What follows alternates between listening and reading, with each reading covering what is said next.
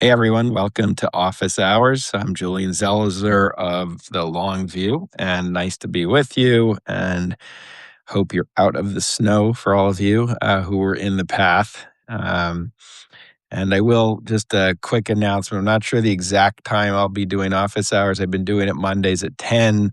I just have to need to figure out with the semester, which begins today, what times work. It might vary a little bit, but I'll keep you up to date on that. A lot of issues to discuss. You can check out. I'm back at it with foreign policy. My column after my short break is out today. You can see it right on the front page. It's about Kent State University when the Ohio National Guard killed four students during a protest against the war in Vietnam following President Nixon announcing that the war was actually expanding in Cambodia. And I wrote about it, thinking about the horrific events that all of us have watched and followed in Minneapolis. I had a piece also yesterday on the situation in Minneapolis on the Long View. And yeah, Don, I also mentioned a few days after Kent State was Jackson State in Mississippi, which further fueled the flames of outrage. And so I have a piece that came out yesterday, which looked on the Long View. Some of you might have seen it, how long it often takes for the public to move on these issues. And that was the case with Vietnam, which is what I write about. And I have a piece coming out in the Long View tomorrow, which continues to look at what residents of Minneapolis are doing and the ways in which they are trying to change the political conversation in a long tradition of civic activism when elected officials have been slow to do so, in this case, revolving around the issue of ICE. So I will drop that tomorrow. And later this week on Friday, I have, as always, Then and Now with John Alter, and we will see what we talk about. We decide much closer to given the pace of the news. And I'm also really excited on Friday.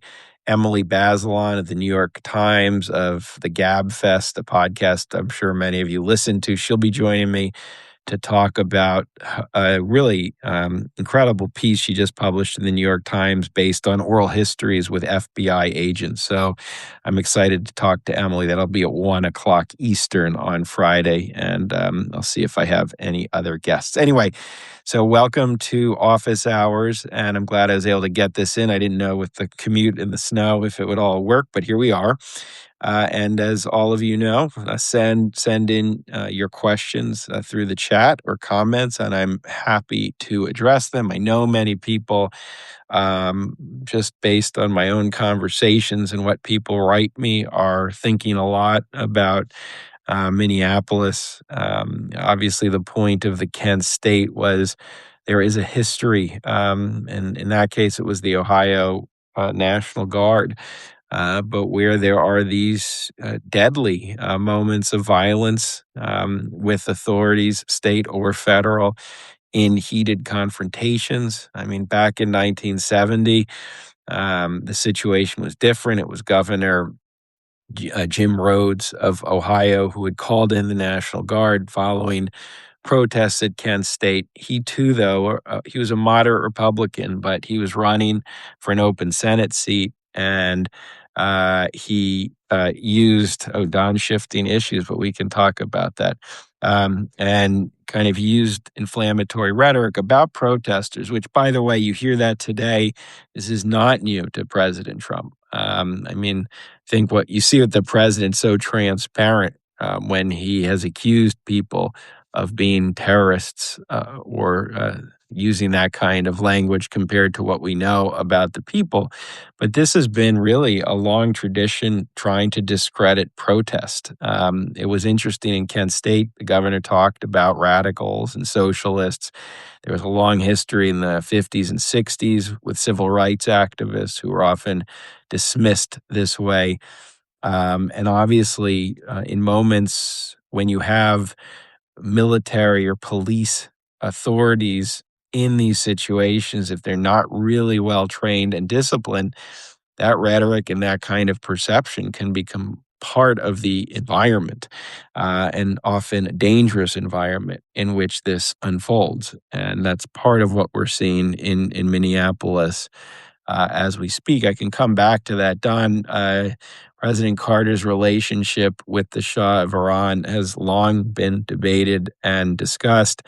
Obviously, the key moment was when the president, despite warnings, decided to allow the Shah to come to the United States, who had been a controversial figure in Iran, to receive treatment for cancer in New York City. And many Iranians believed that the U.S., following a long history of interfering in Iranian politics, including supporting a coup back in 1953, which ended up putting the Shah in power, was doing that again. And it's in the aftermath of that that you see really the revolution take hold, the hostages taken, and the rise of fundamentalists in Iran who have, until this day, maintained a pretty not just solid hold on power, but transformed a country that had been modernizing. And look, I can't render the judgment on whether it was a mistake or not. And it's debated. It's interesting. There are many who believe it was a mistake, and that U.S. Support for a very controversial figure who had a secret police force and was not good on human rights. Not just Carter, by the way, all the presidents who precede him, but Carter was someone invested in human rights. So it was almost out of character how strong his support seemed to be, opened the door to the kind of revolutionary change and fundamentalism that followed. It was a contradiction of what President Carter was arguing had to be a centerpiece of foreign policy. And Carter, to his credit, did create human rights, but didn't create human rights, but implemented human rights, creates a division in the State Department, for example, devoted to human rights, and makes human rights one of the metrics through which the U.S. would decide what to do and what not to do.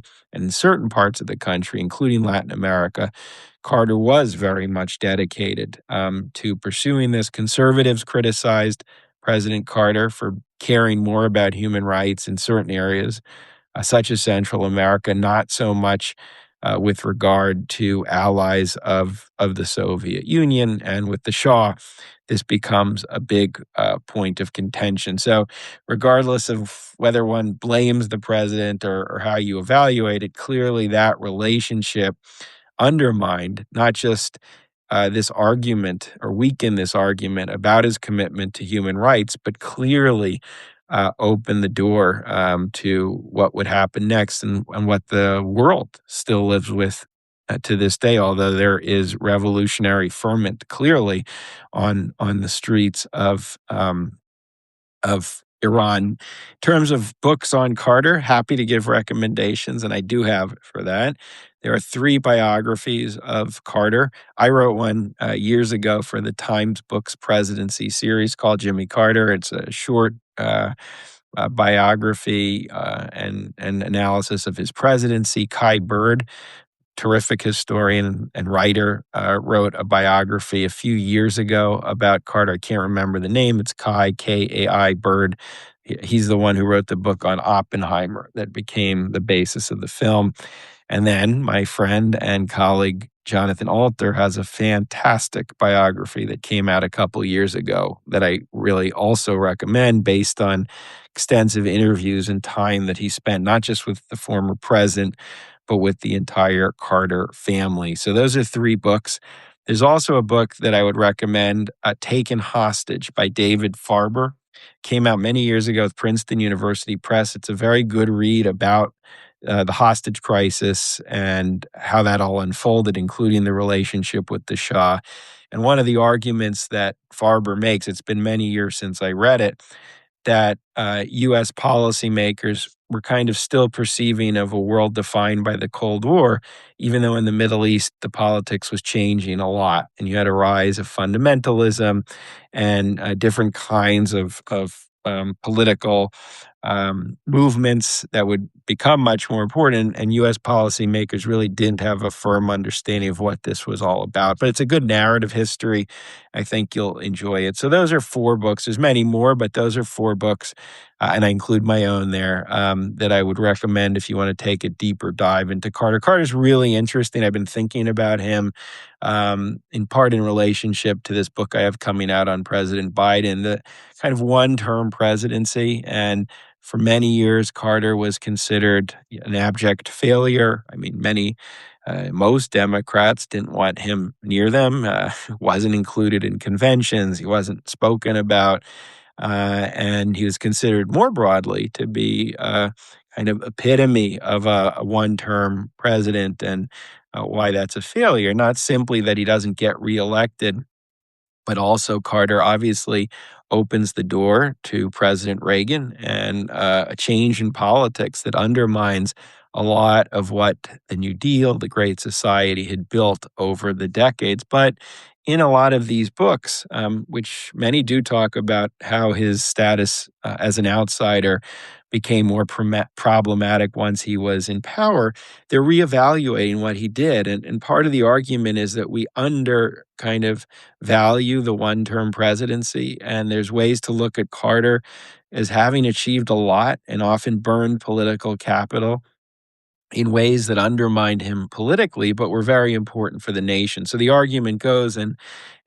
John is one who writes about this, as is Kai, that Carter put several issues on the table in the late 70s, including human rights and foreign policy, despite the contradictions with what was going on with regards to the Shah of Iran, or conservation in the environment, which he tried to push big legislation on this. And on all these and other issues, Panama Canal treaties, which are ratified in 1978, in part his efforts to improve relations with the U.S. in that part of the country, none of these were particularly popular. They were often controversial with Democrats. The energy legislation, for example, often was not particularly welcomed by Northeastern Democrats like a Tip O'Neill, who was Speaker of the House, because it didn't deal with the economic issues that were really hurting Americans at the time, with stagflation, which was inflation and unemployment combined. But that over time, as we look back, a lot of what he was talking about, President Carter, and the questions he was forcing the nation to grapple with became defining in coming decades. And that's one of the interesting parts of the book, is thinking not simply about Carter, but how do we evaluate presidents? That sometimes presidents might do things that are not politically popular with their own party, or that push the nation to look beyond where they are ready to look. Even Carter's famous speech in 1979, where he addresses the nation in the summer and talks about a crisis of confidence and talks about a certain kind of a consumer mentality in this country that was the reason we have these energy problems, our inability to think beyond what we want to buy and purchase and have. At the time, even though initially it is popular with the public, it doesn't become one of these speeches we look back to. But if you read it again, it's pretty astute, and he's on to some questions that we, to this day, still need to deal with as a nation. And finally, Carter's not diminishment, that's the wrong word, but understanding that Americans wanted a presidency that was stripped down, that was not as imperial, was very much not only in touch with where the country really was in the early 70s and mid 70s, but also an argument about presidential power we continue to grapple with. But it becomes a way in which conservatives attack him for not respecting the office and not dressing the right way. And so he's actually a really interesting president on so many grounds. And obviously, some of his achievements last to this day. The Camp David Accord in the Middle East, the peace agreement with Egypt and Israel is considered one of the most enduring peace agreements in the region.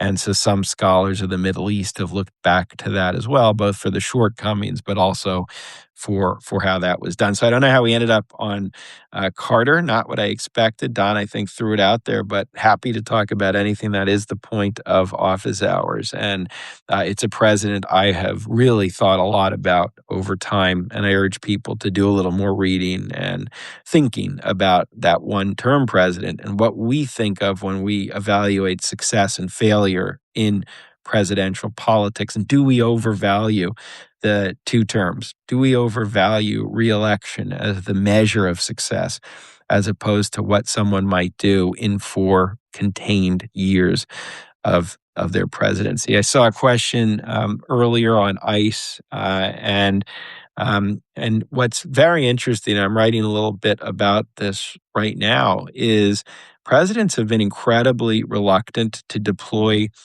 federal troops or even federalize the National Guard. Historically, the Insurrection Act has only been used occasionally. President Trump has not yet used it, though he's talking about it. It was used in a couple cases in civil rights cases in the 50s and 60s, Little Rock, Mississippi. It was used with the urban unrest in 67. It was used by President Bush in 92 with the LA riots. But all of those were quite limited. They were often with, not in the cases of civil rights, but in the latter cases with the support of local and state officials, and incredible reluctance. I mean, I've talked here about how civil rights activists were frustrated with Presidents Kennedy and Johnson because they were so hesitant to send in federal troops and protection. And this is just a tradition. And there's obviously a Reconstruction era law that prevents federal policing, which is why the Insurrection Act potentially could really change things if the president invokes it.